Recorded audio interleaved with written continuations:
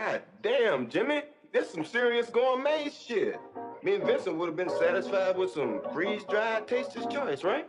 And he springs this serious gourmet shit on. What flavor is this?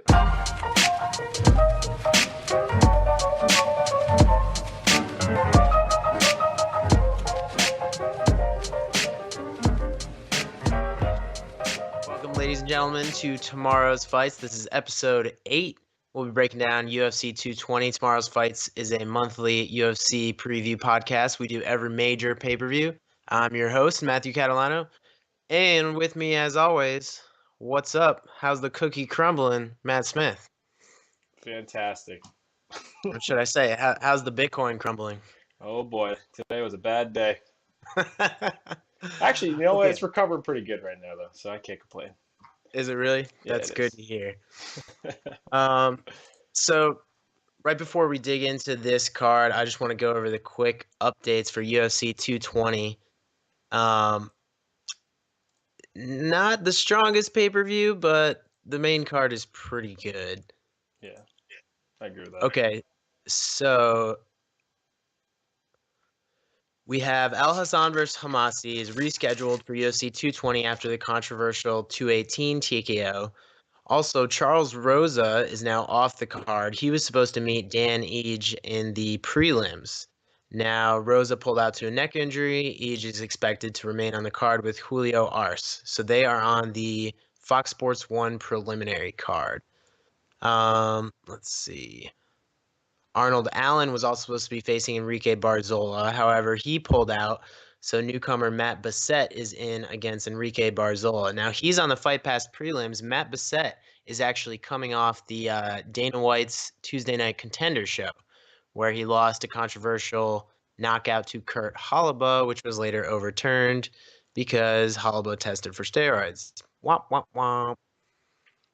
And then we are missing one girl fight on the prelims. On UFC Fight Pass, we were supposed to get Jamie Moyle versus Marion Moroz, but Moyle pulled out a couple days ago, and they couldn't find anybody to replace her. So that turns a 13-fight card into a 11-fight card, if I'm counting correctly. And that'll start on Fight Pass at 7. It'll move to Fox Sports 1 at 8. And then the pay-per-view at 10. Okay, all that aside, what are your thoughts on this card? I kind of like the main card, actually. So, and you get 2 title fights in it. It's not bad. Yeah, I was kind of trashing this card a little bit before I went through and did the research and watched the tape, but I do really like the main card now, except for that light heavyweight fight, which I have no idea what that's doing there. Villante, Barrosa. I don't think anybody asked for that.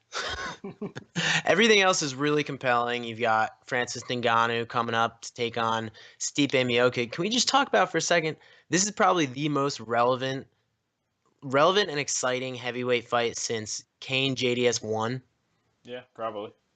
Remember when they put that on the on Fox? It was right after the TV deal got done, and they had Kane versus JDS for the heavyweight belt, and they put it on cable, and it was like a big deal. That was probably the most like relevant, exciting heavyweight fight, and I think this is right there with that. More on that later, but okay. Let's jump right into the prelims. So our usual disclaimer: we're not going to go through every prelim fight in the interest of time.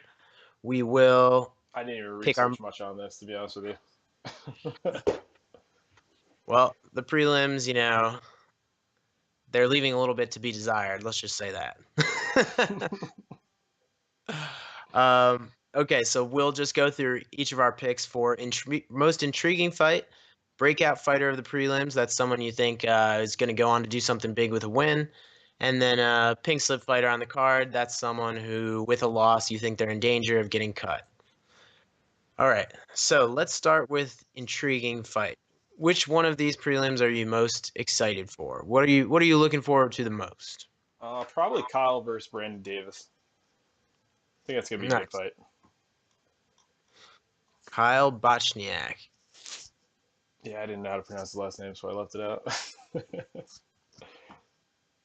Yeah, I don't know much about Brandon Davis to be perfectly honest. I mean, Bochniak is like the tiny favorite. It's a total pick 'em. He's minus 135 from on.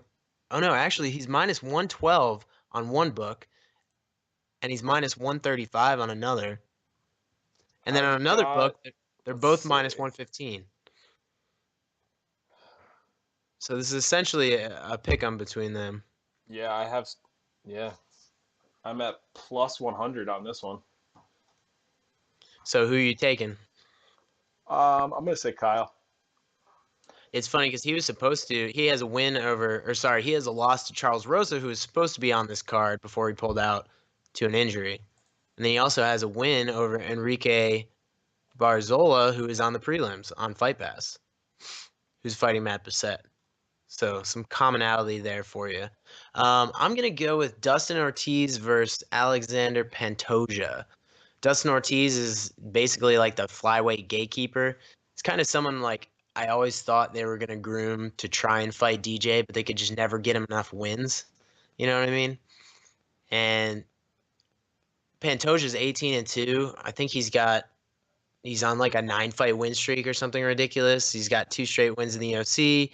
Submitted Neil Seery. I believe that was Neil Seery's retirement fight. So you're picking Pantoja? Yeah, I'm picking Pantoja. He definitely Um, has a. Yeah, there's only 2 fights in the UFC. He's got wins. and he hasn't lost since what? Like his losses to Husier Formiga 8 years ago, which he's a top contender at flyweight too, so nothing wrong with that. And then we're talking 10 years ago to his next loss, and he's only 27. So I really think this is a guy they want to push. Yeah. I mean, DJ's out getting surgery. Nobody knows if he's actually going to fight TJ Dillashaw, but that doesn't mean they can stop developing flyweight contenders. You know what I mean? I mean, they can't just recirculate Benavidez, Cejudo, and John Moraga over and over and over again. Nobody wants to see those fights anymore. Maybe besides Cejudo. So yeah, I'm picking Pantoja. Dustin Ortiz is a good wrestler. He's kind of gone on that win one, lose one thing in the UFC, but he's fought absolute killers ever since he got there.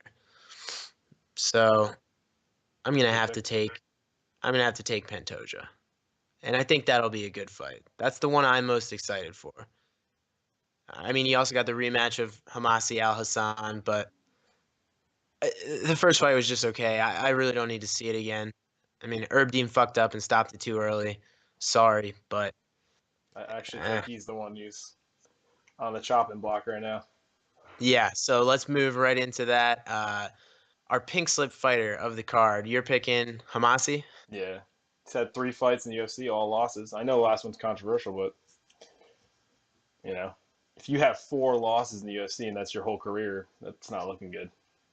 Yeah. I mean, every step up in competition, he's lost. Um, yeah, that'll probably do it. If he loses to Al Hassan again, I mean, what are you gonna do? You can't keep guys around like that. He'll be 11-8 with 3 straight You losses. can't even use him as a stepping stone. No, that's not a bad one. Before you brought Hamasi to my attention, I don't know why I didn't look at the fact that he was on a losing streak, but I was actually gonna say Gian Villante. He's on the main card, but dude, ever since he came up in Strikeforce as that heavyweight prospect, now he's moved down to light heavyweight. He has just never put it together. Like never. I mean, you can't be losing to split decisions to Patrick Cummins. You can't be getting knocked out by Tom Lawler, dude.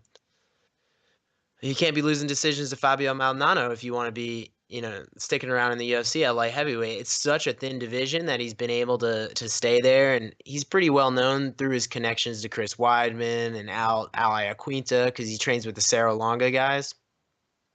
But I mean, he's got 2 straight losses, and if he racks up another one against 37-year-old Francimar Barrosa, I could see them cutting him.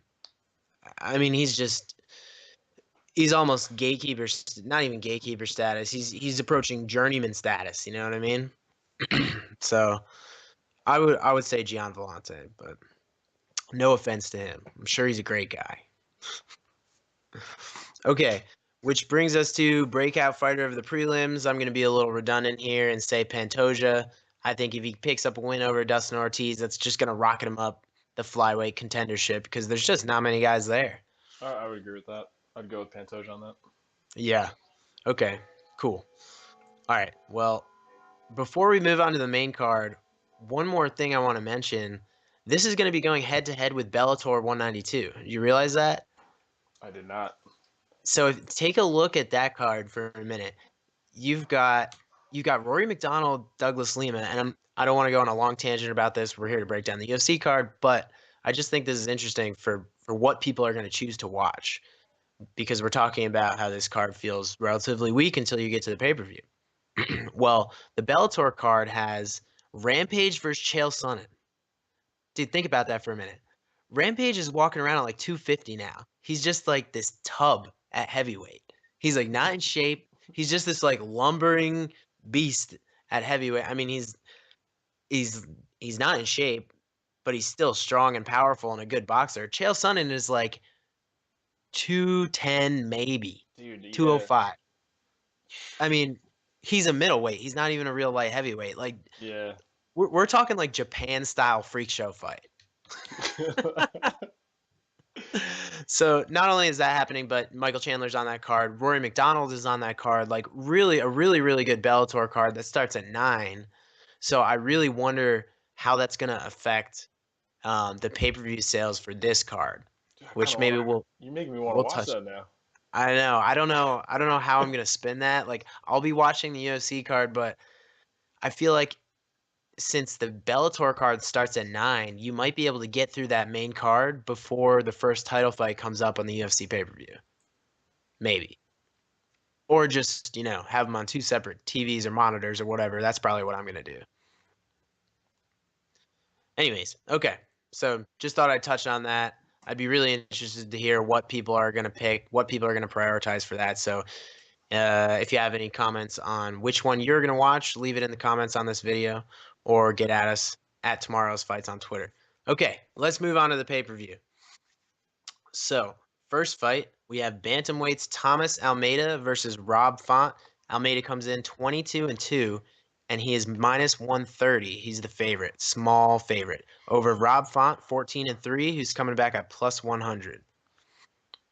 Yeah, I'll take a stab at this one first. I actually really like this fight.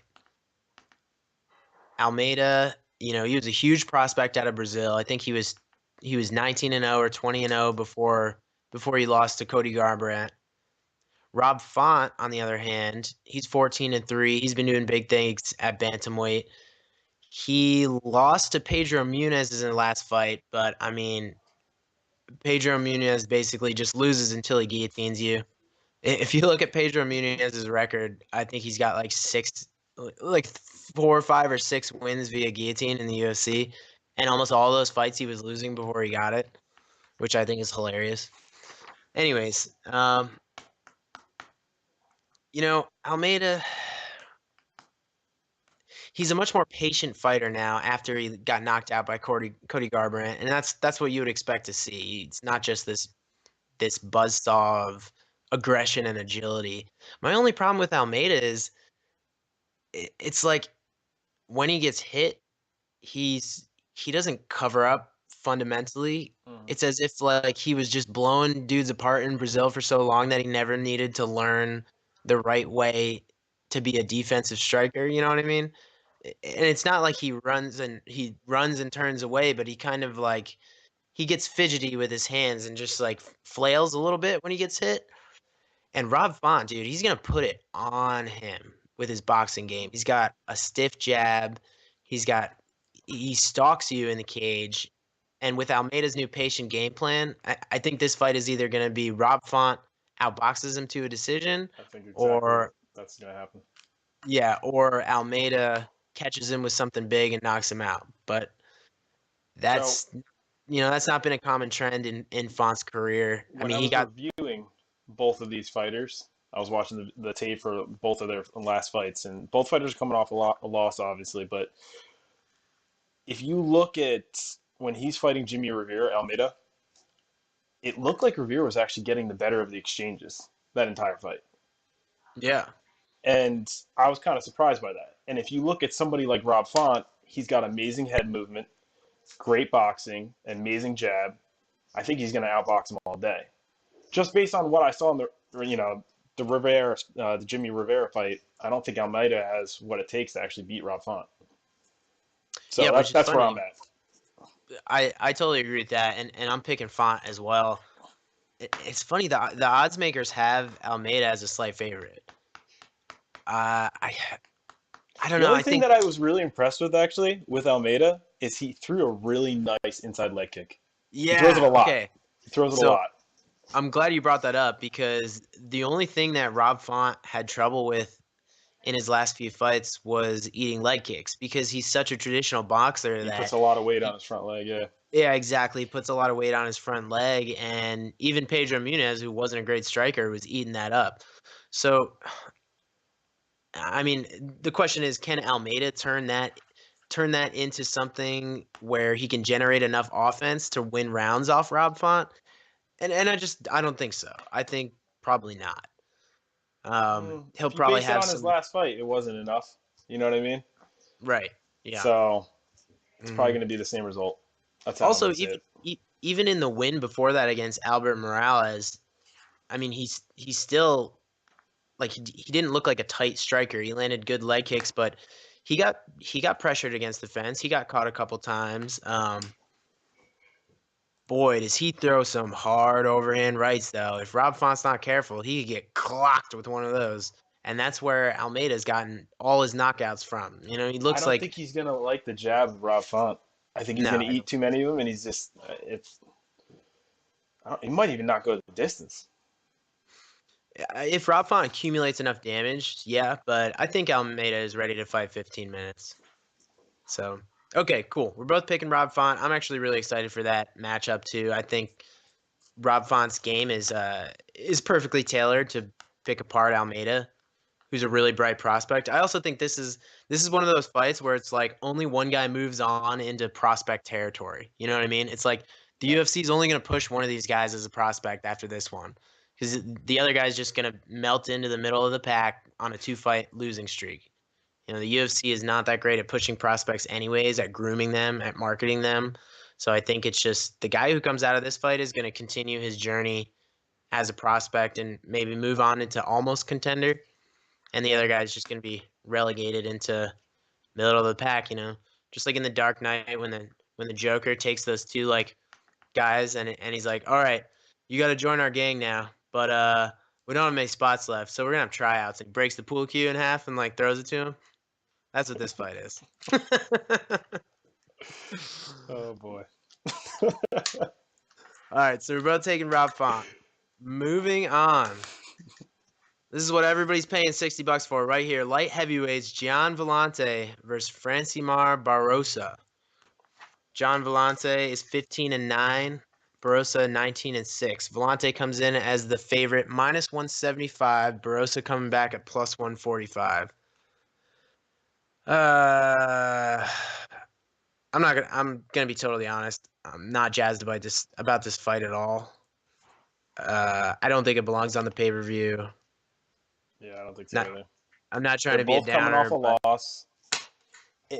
Here's another interesting thing that I noticed. I don't know if you noticed this. Neither fighter has a win by submission. Yeah, which is funny because apparently Barrosa is a black belt in jiu-jitsu. Could have fooled me. So, I think it's just gonna be a striking slugfest. I'm actually gonna give it to Villante, just because he's from New York. That's how I'm picking this fight. I swear to God. Dude, Villante better win this. If you can't beat fucking Francimar Barrosa, you don't deserve to be in the UFC. I'm sorry. Francimar Barrosa shouldn't be in the UFC. Like, you can't be losing to fucking Hans Stringer and Nikita Krylov and just be some 37-year-old slugging decision master. Like, I'm sorry, dude, but like if Villante goes in there and loses to Barrosa, he should be fucking cut. No offense to him. All hail New York. And I'm picking him too. Either of them should be cut. Well, I'm picking Villante too. My problem with Villante is like you try to think about like what he's good at, and he just never does any of it. Like he's a good wrestler, and that's what his background is from. Hmm. You know, and then he comes out of the Serra Longa camp, so his ground game should be good. But he just like never fights to his advantage. His pressure isn't effective. His defense isn't good. He doesn't wrestle enough. He doesn't wrestle at the right times. And it's just like I think it goes back to having bad fight IQ because Yeah. the skills are there, and he's athletic enough to pull off these things that he needs to do, but he just doesn't do them at the right time. And I mean, I do think he should have enough in the tank to beat Francimar Barrosa. Um, I really don't have much else to say. I mean, he can at least pressure him into the fence, take points off him, take rounds off him, probably get the takedown if he wants to, but I don't think he's even going to need that. Villante's got like a pretty fundamental, basic, rudimentary boxing game. I'll take him by decision. I'll probably get It's up and not get a an beer when interesting this fight fight at happens. all. Okay. Less is more with that fight. Moving on. Featherweights, Calvin Kattar versus Shane Burgos. This is another one I'm pretty pumped for. Why don't you start us off? Well, both fighters are undefeated in the UFC, and they both finish fights. So I think this is going to be really exciting. I'm actually going with Burgos on this one, though. Yeah, I like this fight a lot. I'm actually curious to see who you're picking on this, too. Burgos is kind of funny. He's like the quintessential power counter striker, you know? And he throws like 3 strikes ever. It's like if you made your character in the UFC video game, but you only put points into like power striking. He only throws a jab, a left hook, and a right straight, which sometimes devolves into like an overhand right, and his left hook like sometimes devolves into an uppercut, like a sloppy uppercut. But he only throws those 3 things every time. Like you just only picked those trainings, you only allocated your talent points into those categories, and you just spam those 3 buttons on your controller and walk forward. And that's it. That's what Shane Burgos does. That's what he does. But hey, it's worked so far. He's 10-0. This is Calvin true. Calvin Kattar. He knocked out Charles Rosa. Yeah, he did, which is funny. How many fighters have connections to Charles fucking Rosa on this card? Yeah, Shane Burgos. What has he had? 3 fights in the UFC, right? Yep, 3, and Kattar actually has 1. Yeah. So Burgos beat Thiago Trator. He knocked out Charles Rosa, and then of course took that decision over Godofredo Pepe, where he knocked him on his ass like 4 different times in that fight, and Pepe was just basically pulling guard at the end. But I think man, Burgos hits hard, man. dude, he hits hard. He hits hard, but And that's why I'm picking him. He's so wild though. And he just doesn't diversify his game at all. Like Dude, it's he'll never working he right threw now, like though. 1 leg kick. I wonder how many leg kicks he's thrown. I wonder how many kicks he's thrown Actually, in I his wonder if I UFC could career. pull this. Yeah, you go pull the stats on that. But okay, well, Calvin Kattar, actually I think it's Kattar, but I keep saying Kattar. Anyways, Calvin Kattar, he fights out of the oh god, I forget where it is, but Mark Delagrati is his coach. So I'm assuming he's from Boston or somewhere up northeast. Anyways, Calvin Kattar was the guy who came in on short notice versus Andre Fili at UFC 214. And he came in 2 weeks notice and beat him, which I was super, super impressed with him in that fight. I mean, generally, Calvin Kattar is he's a fundamental kickboxer. He does what he's supposed to do when he's supposed to do it. He's got a good jab. He throws good low kicks. Um, he's just a well-trained fighter. The only thing that bothers me about Kattar, I'm not even trying to say Kattar anymore. I keep mispronouncing it. But he still gets his back caught on the cage a little bit. And this is something that from the regional tape I watched on him when I was breaking down 214, this was one of the concerns I had. He still gets stuck on the cage a little bit. It's just like a ring generalship type of thing that he has a problem with. Cage awareness, whatever you want to call it. And then he waits too long after he stance switches. And you can tell that he's only comfortable with a few things when he switches to southpaw. He's an orthodox fighter. And Mark Delagrati was harping on it in between rounds against Andre Fili. Anyways, he still did incredible in that fight. Just really had a higher output and was a cleaner striker than Fili. And Fili's had problems with that before. So, having said that, I am taking Calvin Kattar here. So I don't know how up to date this bio is for these fighters, but it says actually, I didn't even realize this. Burgos has 4 submission wins. Probably in his regional fights. And he's finished all but 2 of his wins. Yep. So I mean, 5 first-round finishes. And then Kattar's got 8 first-round finishes, 7 wins by KO, 2 by submission. Yeah, the other thing that's weird about Kattar though is if you look at his like recent fights, he's had like a ton of inactivity in the last 6 years. He's fought like 5 times or something. That is weird. And in 2014 and 15, he didn't fight at all. I don't know. I couldn't figure out why that was, but he got called in to fight Andre Fili in 2 weeks' notice, and he looked great. No octagon jitters at all. And I'm always super impressed when a guy debuts in the UFC and looks better than he did on the regional circuit. Yeah. I mean, that's like the opposite of what you would expect to happen. So I just think he's been doing this for a while. 2007? Damn. Yeah, dude. I don't think he was fazed by being in there at all. I mean, he's got like almost 20 fights. So I think the other thing that bothers me about Burgos is it seemed like he starts to fade a little bit in the 3rd round. He throws 100% into every punch. It's going to happen. But I think the train kind of stops here for Burgos. I would like to see him win just to see them build a prospect, but I think his game is just too basic for Kattar. I think he's going to not pick him apart, but just he's going to score points and win rounds.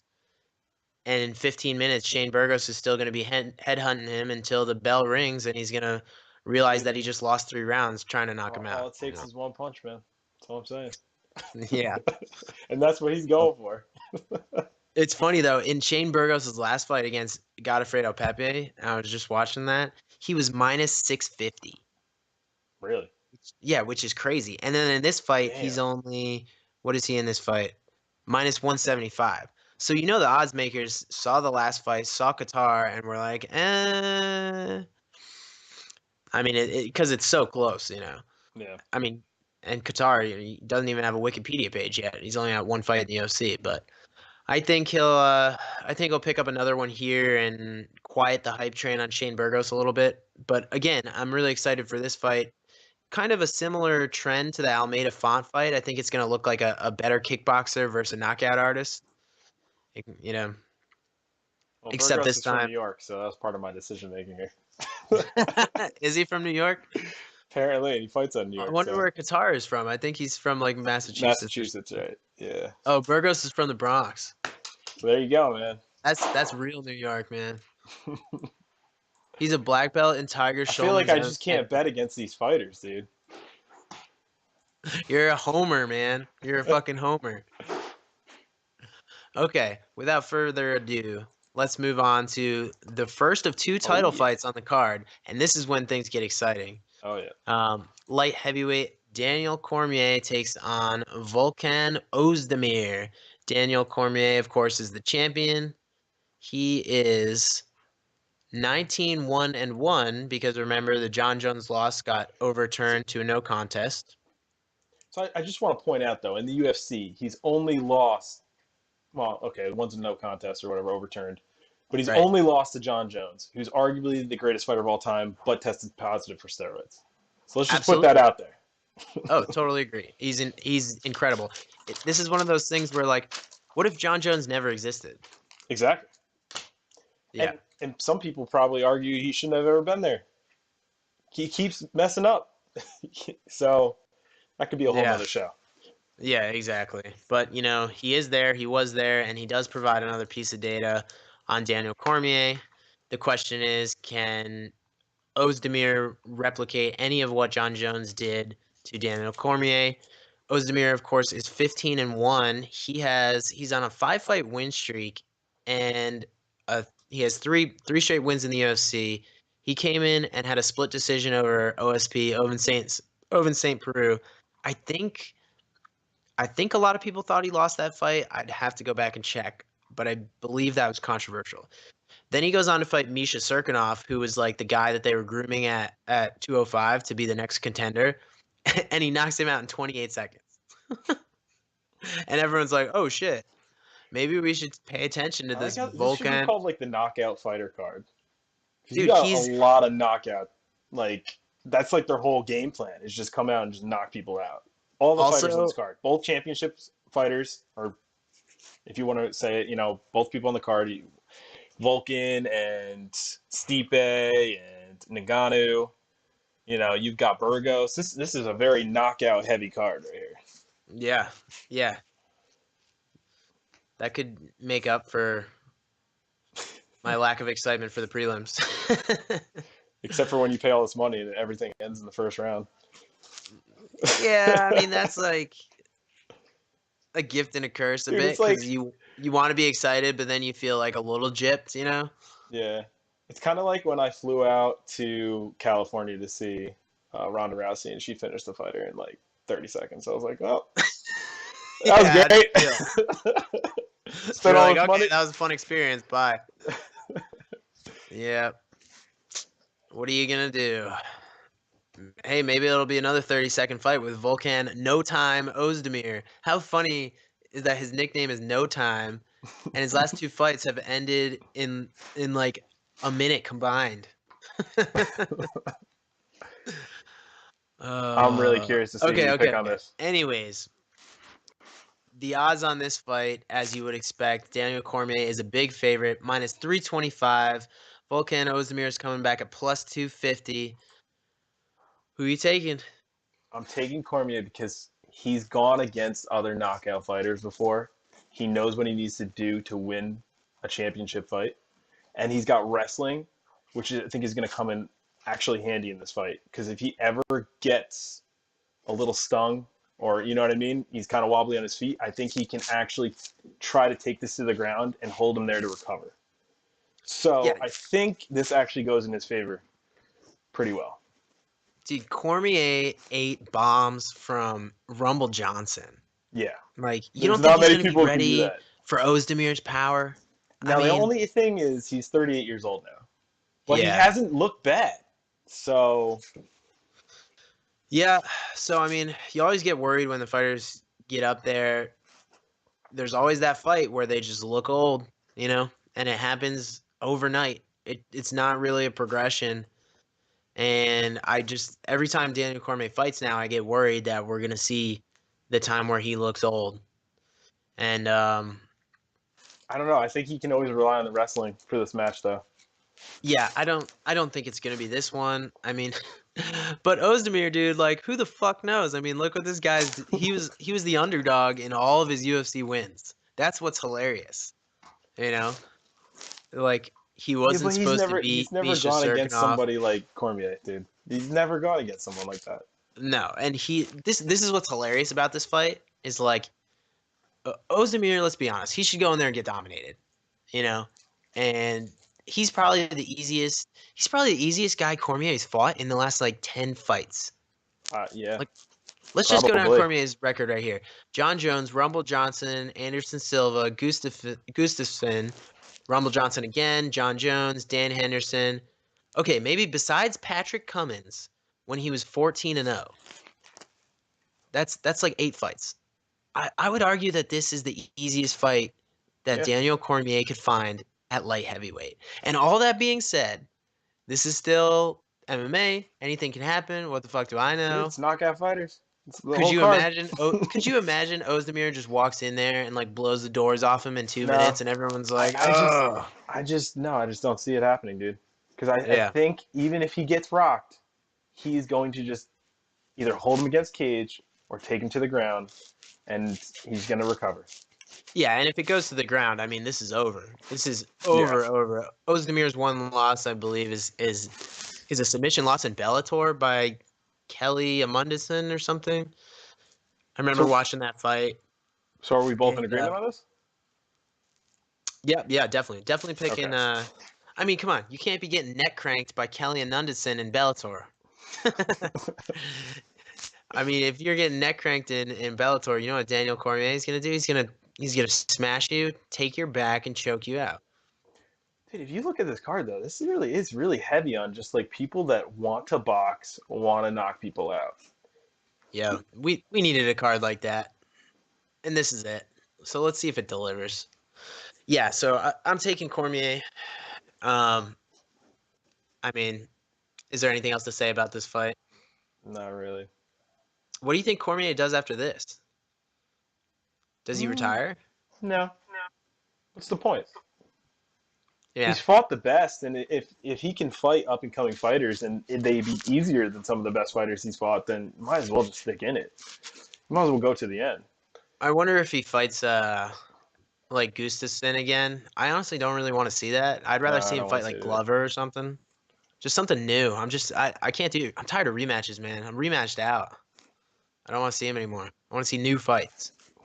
I bet you they'd sell John Jones again.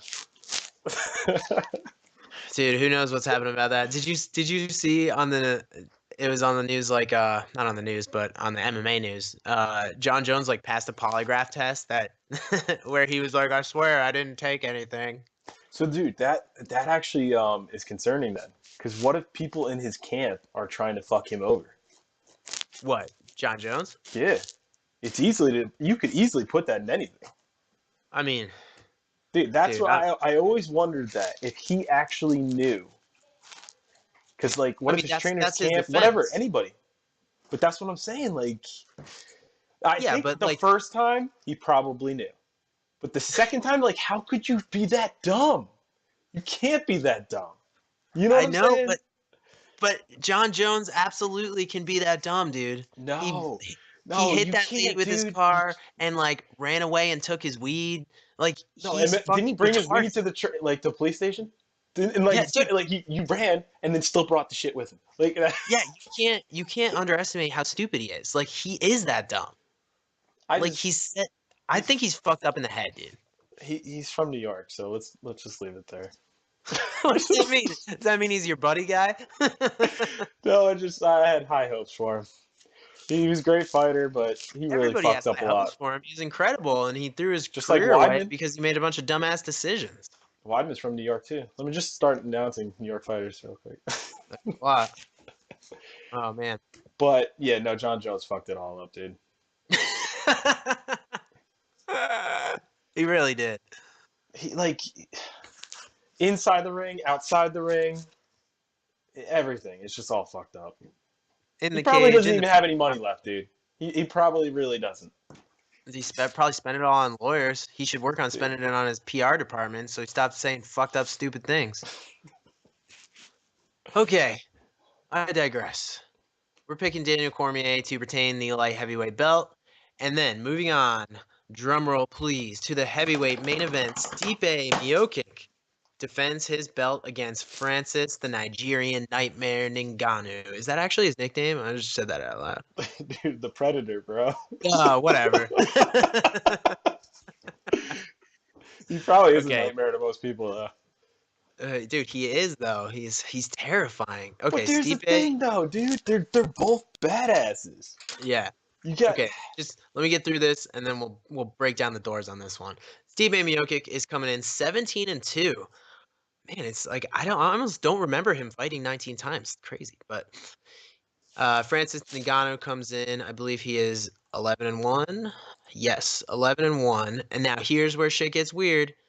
Francis Ngannou is the favorite at -175 against the champion, the defending champion Stipe Miocic, coming back at +145. What do you think about that? It's just because he's got, his last 4 fights now are all round 1 finishes. Yeah, it's because he's looked. And then the 2 before that are round 2 finishes. Yeah, and he looks the part, you know. You know, he's undefeated in the UFC. That's the whole thing right there.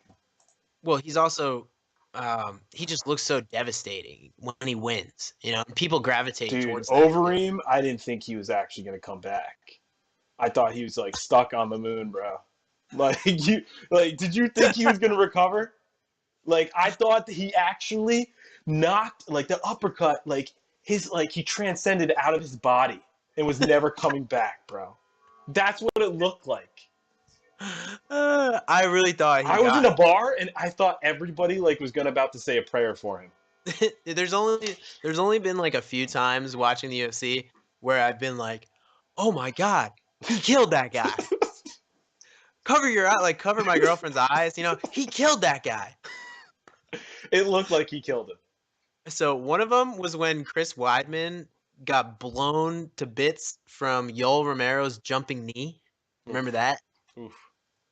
I thought he died. and then the other time is when Overeem just got his head snapped back and shot into the rafters by Francis Ngannou, dude. Holy shit. Yeah. So, all right, I'll let you tackle this one first. What are you thinking? That being said, as terrifying as Francis Ngannou You is, see my notes on this. Oh, you know what's interesting? They both have round 1 knockouts over Overeem. that's right. Let's face the facts. This is going to be a knockout, I think. I'm pretty sure. The question is, who does it first? I think Stipe has gone against better competition. He's the champ for a reason. And his last, let's see, Stipe, his last 5 fights he's finished by knockout, and 4 of them in the first round. So it's not like he's no joke either.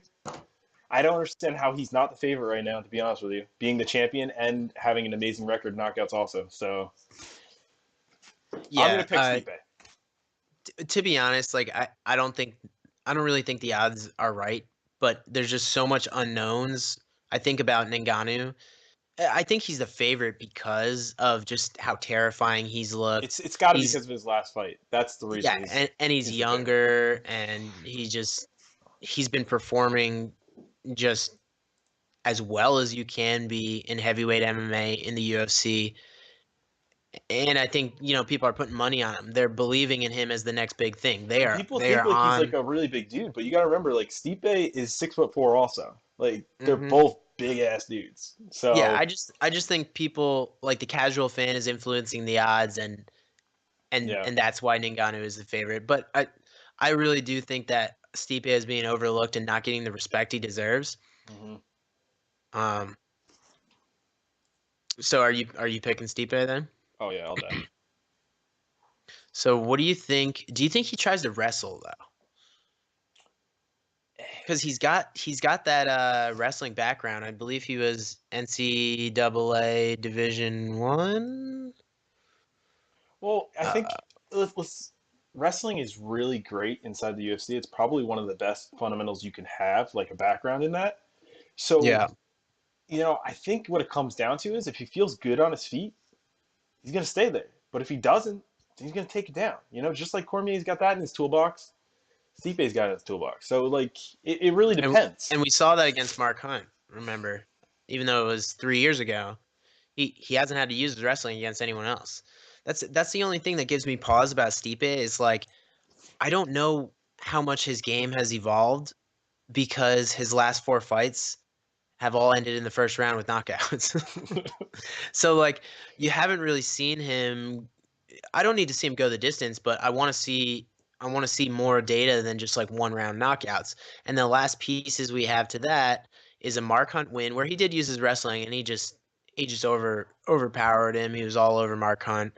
And then the prior fight before that was his loss to Junior Dos Santos in that 5-round main event. Now I get it. That was 4 years ago. But here's the thing though. Do you think Ngannou goes in there with the intention, like, I'm going to knock this guy out first round like all his other fights and not give Stipe the respect he deserves? Because I think if he does that, he's actually going to get knocked out himself. I think Stipe has been around a while enough that he could feel things out. Like, that's what champion fighters do. They feel people out in the first round. And I don't think Ngannou is going to give him the respect that he deserves. And I think that Stipe can shut this down real quick. Yeah, if that happens, then Ngannou could be getting hurt fast. I think he does give him the respect, though. I think he will. And the thing about Ngannou, you look at his first fight in the UFC. Who was it against? Enrique Silva or something? Oh, Luis Enrique. Yeah. That was 3 years ago. You look at that fight, and he's kind of winging punches. He's the aggressor. You know, when someone comes straight forward at him with straight punches, he starts to look uncomfortable. He's throwing really looping hooks, you know, which you don't really like to see. But as he progresses in his UFC career, he starts getting tighter and tighter, this is exactly what you want to see out of a prospect. And you get to the fights like Andrei Arlovski and Alistair Overeem, and another interesting thing about Ngannou is almost all his TKO wins or his knockout wins have been with his uppercut. He always looks for that, and he sets it up in different ways. He's getting a little tighter with his punches now. In Arlovski, he set it up with a left hook and then an uppercut, and he just melted Arlovski. Now, then he fought Overeem, which was like a month ago, 2 months ago, and Dude, he's been fighting a lot, I feel like. Yeah, which is great. Well, 2 fights in 2017, that's okay, but then he had 3 in 2016. Yeah. I mean, he's 31 years old, which is like super young for a heavyweight prospect. You know what I mean? Yeah. But going into the Overeem fight, Overeem obviously is a very gifted striker, and you could almost tell that he knew what Ngannou wanted to do, and he still got him with it, you know? And I mean, I could totally see Stipe overwhelming him. The other thing about Ngannou is like, what does he look like after the second round? We have no fucking idea. And I don't like picking. I don't like picking fighters in 5-round fights that I've never seen go 5 rounds. Yeah. But call me crazy, man. I bought my ticket. I'm on the train. I'm tooting the horn. I'm on the Francis Ngannou hype train. Toot toot, man. I'm taking him. I'm taking him. All right. The Nigerian Nightmare. All right. And to get back to the technical analysis, I think he does win by knockout, and I think he gets the better of. Has to finish by knockout. I think so, and I think he That's does what they're it both inside. going for. Yeah, and I think Ngannou does it inside 3 rounds. I think he's just a little bit faster and crisper in the combination. I don't think Stipe is going to be ready for those uppercuts. If Stipe does try to come out and wrestle and he doesn't set up his shots, he'd get hurt bad coming in. That's going to be a problem. The only thing I'm really concerned about for Ngannou is if he does get taken past round 2. I mean, I just can't imagine he's got good cardio. I just can't. I can't imagine with he's just one big muscle and you can't get oxygen pumping to that body for 25 minutes. There's just, especially with how hard he throws. On their fighter info, he actually looks like he walked around at 250 while Stipe's at 240. Well, remember for the Overeem fight, he came in at 261. Damn. So he'll probably have 20 pounds on Miocic. I'll be interested to see what the weigh-ins say, but that's weight don't mean nothing. Who's your boy that you love so much? Fedor, dude. He had a lot of dudes outweighing him, and he still rocked him out. Those are the good times, man. Simpler times. Yeah. I don't know, man. I still like that they have wrestling backgrounds that they can fall back onto just in case shit gets a little hairy. So Yeah. Okay, so you're taking Miocic, and I'm taking Ngannou. Let's say Miocic wins. What does he do next? I don't know. I mean, who else at heavyweight is there for him to fight? You know who I obviously really want to see. Let me take a look.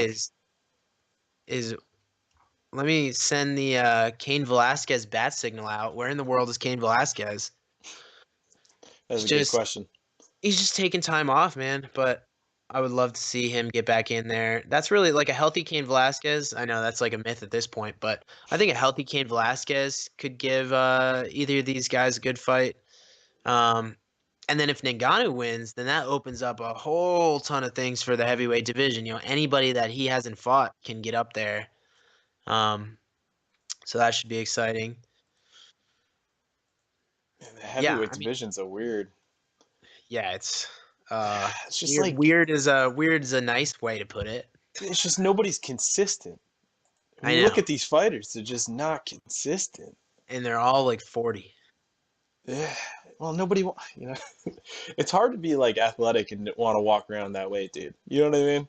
So I Well, think that's also probably why. well, you're probably getting paid more to go play football. You know what I mean? Mm. It's like the better I mean, sports are taking you those. got people like Mark Hunt, dude. Like they just look. You know? Like their whole game plan, man. Like I feel like the whole division, just whole game plan is just knock people out. I don't care how, I just get as big as hell and just use my weight as leverage. That's the whole game plan of the heavyweight division. I think that's what a lot of guys do. But yeah, no one's really This is coming up probably with the best match though the heavyweight division could offer. It is. That's what I'm saying. Like that's why it's exciting. Since JDS Kane won, like this is the best heavyweight matchup that's been made. Yeah. Really the only prospect that's coming up is Curtis Blades. Our boy Curtis Razor Blades. Great MMA nicknames. But he already fought Francis Ngannou and lost. Whatever. So yeah, I'm taking Ngannou. You're taking Stipe. Okay, let's do the over or under. How many pay-per-view buys do we get? And keep in mind that it'll be going head-to-head with Bellator. Just because of that, it's not going to do that well. You don't think so?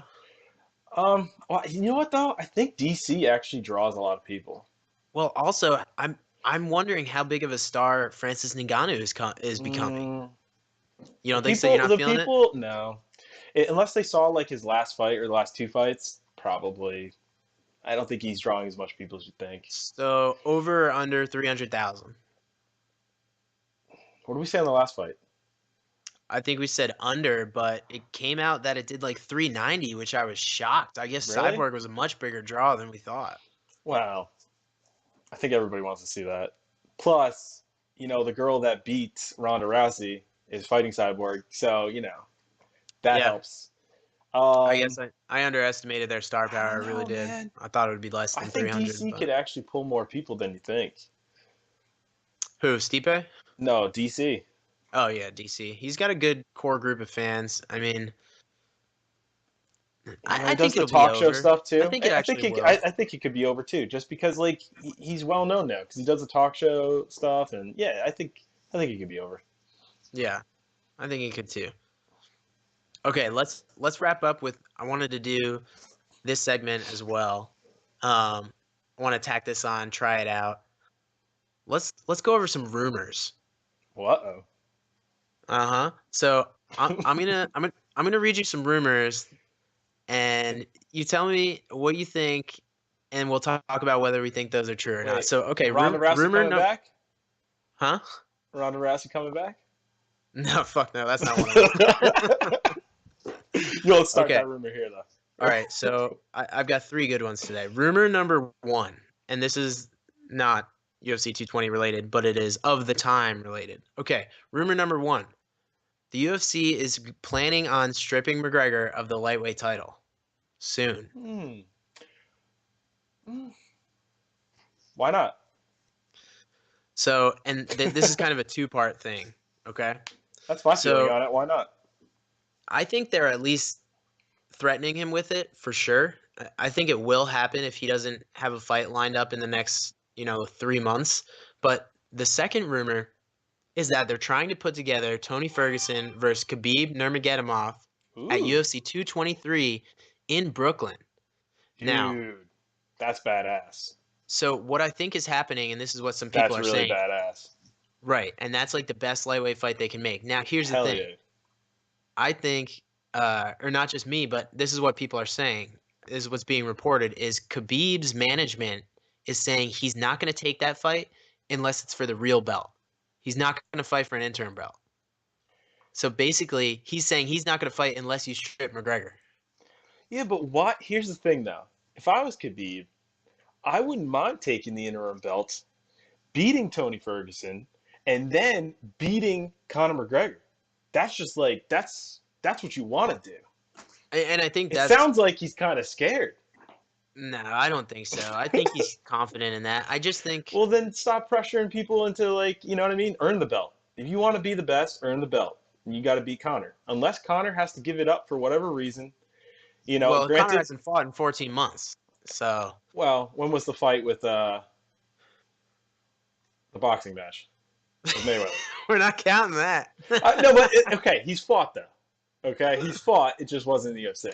So yes, there is a time frame. Yes, they should strip it eventually, but I don't think they should strip it because, he wants the real belt. Then earn the fucking real belt and call out McGregor. But then when is you wear funny hats? You guys would be funny as hell. You know what I mean? Conor in the nice suits, him in the funny hat. Let's go. I mean, everybody wants to see that. Great press that, conference.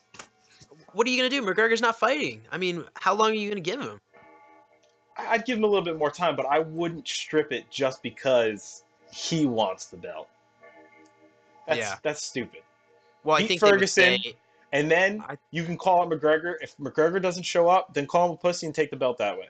You know what I mean? So that's the only way they can do it. All right, fair enough. And then the last rumor is Rose Namajunas, who is now the new female strawweight champion at 115 after knocking out Joanna Jędrzejczyk, of course, very surprising. The rumor is her first defense will be a rematch against Joanna, and it will be the co-main event of UFC 223. That'd be cool too. Actually, dude, to be honest with you, you like that? I wouldn't mind seeing that. I don't like it. I know you don't like it, but I think that now she knows what she's up against. Dude, I mean, a little late for that, huh? Yeah, but I wouldn't mind actually seeing a more prepared Joanna. Is that what you're saying? Yes. I think so. That's fair. And if she beats her again, then whatever. Boom, we already know.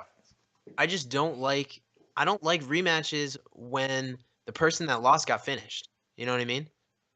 Why not though? She had a long reign as champion, didn't she? Who gives a shit about that? She got finished. It wasn't like a split decision where it's controversial. Yeah, okay. Well, look at GSP. He comes back right for a title belt. I didn't like that either. You know what I mean? Like, you got to give a little respect. We got to stop living in the golden age of the UFC and live in 2018 where belts don't matter. GSP came back and looked good. For having that much time off, you got to admit he looked good. Yeah, he looked good. Yeah. So, I think that she could be more prepared for this, and I think now she knows what she's up against, and she's actually willing to take that fight. That's the weird part. I would surprised. I would want, like, my confidence being brought back up, maybe take a little stepping stone fight, and then go back to and that's what I like to see when champions lose their belts. I like to see them, like, assimilate back into the ranks and then fight contenders until they get the shot again. But that that doesn't fucking happen anymore.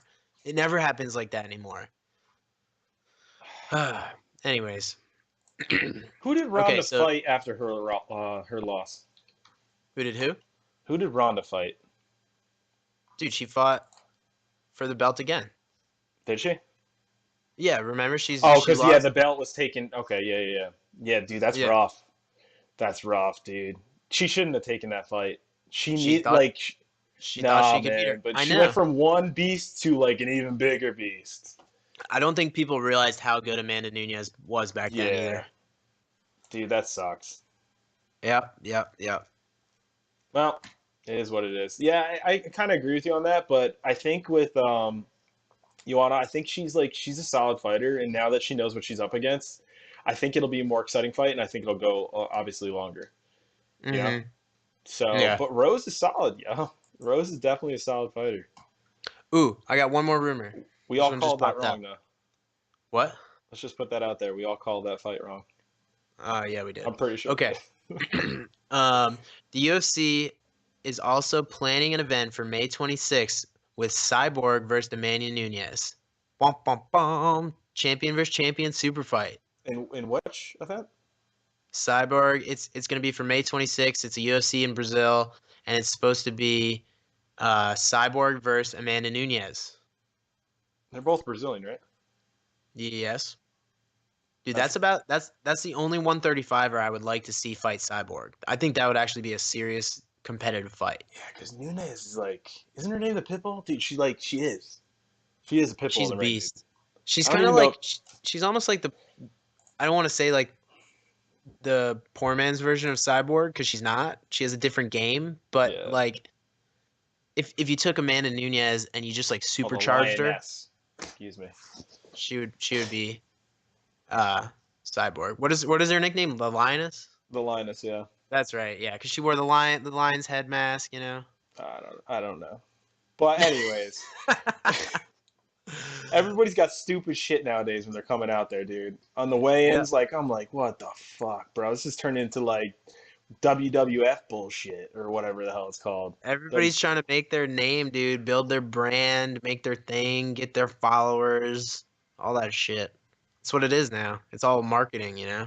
How about the rumor Everybody's that just- Ronda wants to go over and do that pro wrestling? Yeah, I heard she is. I heard she signed something with WWE or whatever. You I know. don't even know what you call that organization anymore, but yeah. I think it's stupid, man. It's just money, dude. It's all about the money. Like, You know. what happened to her acting career? What acting career? She wasn't a very good actor. Same with what's her face? Gina From- Carano. Yeah, Gina. I think she actually did do a lot of films. I Dude, think why can't- Carano. We should that would be a fight. I would actually watch it. Let's have Ronda and Gina when they get older. I mean, come back to the ring. You fight each like other. when Randy Couture fought Mark Coleman. Dude, man, I feel like the heavyweight division, dude. Like, I can't believe Randy came out of retirement just because he's like, this is a joke. I'm just gonna take this belt. And that's exactly what happened. That was the crazy shit back He then. literally said on TV. I remember. He's like, I'm literally just gonna take this shit because this is a fucking joke. That's pretty Yeah. much how he worded it. He was like, I could beat that guy. And Dana White was like, fuck it, all right. But that's the thing, And he though. You did. have to give former champions and like legends, you have to give them a shot, dude, at whatever they want to do because they're gonna draw pay-per-view, they're gonna make the UFC money. You might as well let it happen.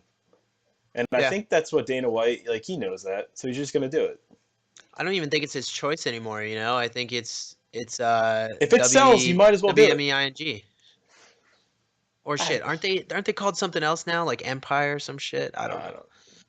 Anyways, let's So I wrap think this is up. going to be the knockout card. We're going to see a lot of This is gonna- knockouts. yeah. And I'm excited for it. You know, now that we talked about it, I feel a little bit better about it. Yeah. It didn't look good at first, but come on, DC's on there. You know what I mean? Yeah. Let's at least Yeah, watch yeah. for that. I love DC, and I want to see what Ngannou and Stipe do. And then those two, the Font Almeida fight and the Burgos Kattar fight are both. So that's Like- the only one we, besides the main one. Wait, no, Huh? you chose Font too, right? Yes. So who are you pick? Oh, Kattar over Burgos, right? Right. You chose Kattar? Okay. All right. Right. Well, Yep. hopefully I'm not as bad as last episode where I was 0-5. I'm just going to throw that out there. Do we have Hey, any that- listener that- mail or whatever? We don't have any today, but Oh, that's sad. man, enjoy those. that's your fault for picking Holly home. Dude, anything could have happened, dude. What if that leg kick like landed and just Yeah, but you it know? didn't. No. Dude, she just looked Okay. so bad, man. You have to admit, she kind of like she had like one game plan. She just threw the same shit over and over and over. And Cyborg's like, yeah, it's not happening. I'm so used to what you're gonna do, and that was the fight. That was the explain like I'm 5 version. But yeah, that was the TLDR version. all right, let's get out of here. UFC 220 is happening this Saturday night. Facebook prelims start at Facebook prelims. You remember that when they used to do it on Facebook? Fight Pass prelims start at 7 p.m. Then it moves to Fox Sports 1 at 8 o'clock, and the pay-per-view starts at 10. This is Tomorrow's Fights podcast. You can find us at Tomorrow's Fights on Twitter, tomorrowsfights.com. We are now on Stitcher, iTunes, SoundCloud, and YouTube. So get us there, like our stuff, subscribe, all that good shit. Without further ado, I'm your host, Matthew Catalano. Matt Smith, signing off. This has been Tomorrow's Fights.